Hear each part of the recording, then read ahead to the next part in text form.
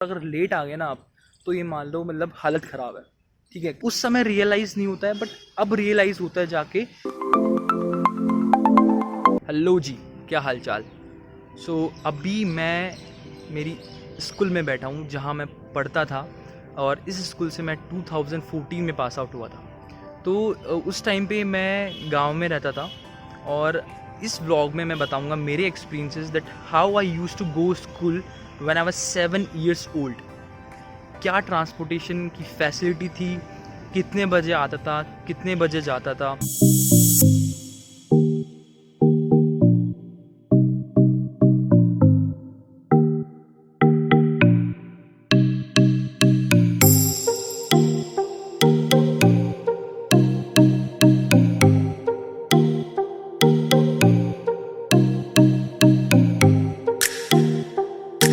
तो अब मैं थोड़ा बता देता हूँ कि किस टाइप की स्कूल थी और कैसी दिखती है एक्चुअली स्कूल।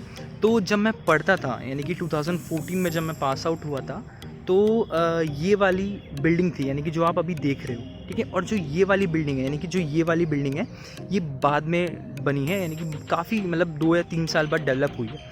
ठीक है, और काफ़ी अच्छी स्कूल थी, काफ़ी अच्छा एक्सपीरियंस था मेरा 2014 से, जब मैं 10th क्लास में पास आउट हुआ था।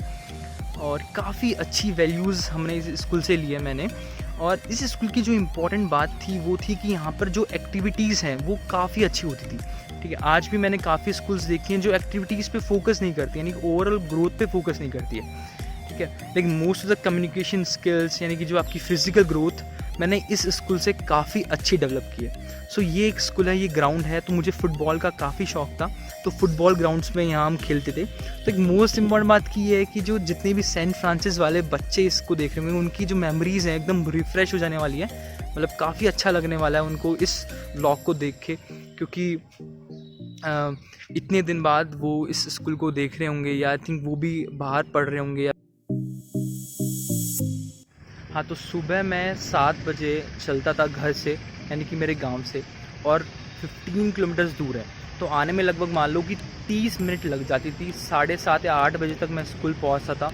जो स्कूल का टाइमिंग है उस हिसाब से मैं चलता था, यानी कि मान लो कि लगभग मिनिमम मैं 6 बजे तो उठता ही उठता था, 5:30 या 6 बजे।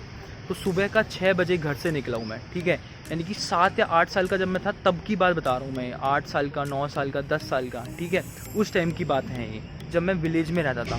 तो उस टाइम के जब पापा मुझे यहाँ सुबह ड्रॉप करते थे स्कूल के बाद, अब आ गए स्कूल में, स्कूल पूरा टाइमिंग कंप्लीट कर लिया, अब फिक्र होती थी कि यार जाना कैसे है। ठीक है, तो सबसे पहले सोच में आता था कि यार जाएंगे कैसे घर पे। ठीक है, तो ट्रांसपोर्टेशन अवेलेबल था, बट फिक्स नहीं था, कोई टाइमिंग फिक्स नहीं था। और यहाँ पर जब मैं, जहाँ पर स्कूल है, यानी कि बांदीकुई में जो स्कूल है, वहाँ से मैं ट्रांसपोर्टेशन लेता था, बस लेता था, और प्राइवेट बसेस होती थी। तो उन लोगों का जो टाइमिंग है वो इतनी ख़राब होती थी, इतना वेट कराते थे वो लोग, कि वो लोग फुल भर के लेके जाते थे। तो हम लोग को 2-2 घंटा, 3-3 घंटा वेट करना पड़ता था कि यार कब बस निकले, कब शांति आए, कब हवा आए। ठीक है, क्योंकि यार राजस्थान में रह रहे हो, गर्मी इतनी भयंकर। ठीक है, तो समझ सकते हो कि कितना स्ट्रगल होता था। उसके बाद यहाँ से निकले तो 10 किलोमीटर बस वो ट्रैवल करती थी, और फिर 5 किलोमीटर अंदर जाना पड़ता था। तो उसके लिए एक नया ट्रांसपोर्टेशन ढूंढना पड़ता था।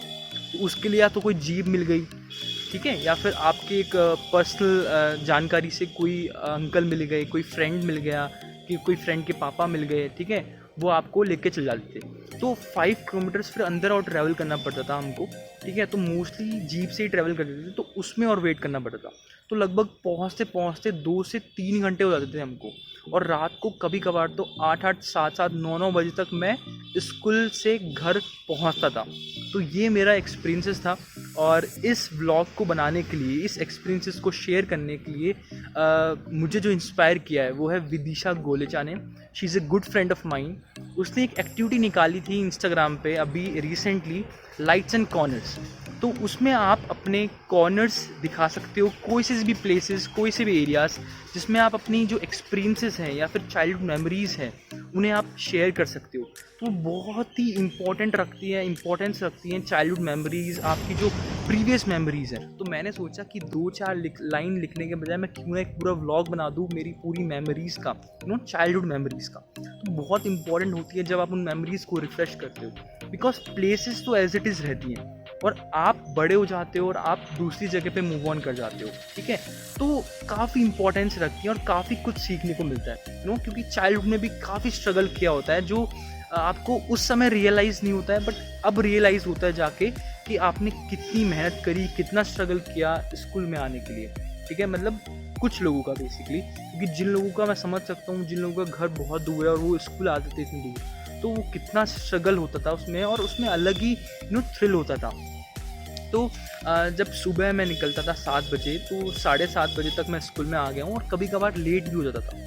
तो ये बता दूँ, देखो दिस स्कूल इज़ बेसिकली थोड़ी स्ट्रिक्ट स्कूल थी, तो यहाँ पर फाइन एंड ऑल सब लगता था, ठीक है। और अगर लेट आ गए ना आप, तो ये मान लो मतलब हालत ख़राब है, ठीक है। आप वेट कर सकते हो आप, ठीक है, तो थोड़ी मुश्किल होती थी, बट एट द एंड ठीक है, क्लास में बैठ जाते थे। So thank you so much, Vidisha, for inspiring me and to make this video, to make this vlog. Seriously telling, you are a great person.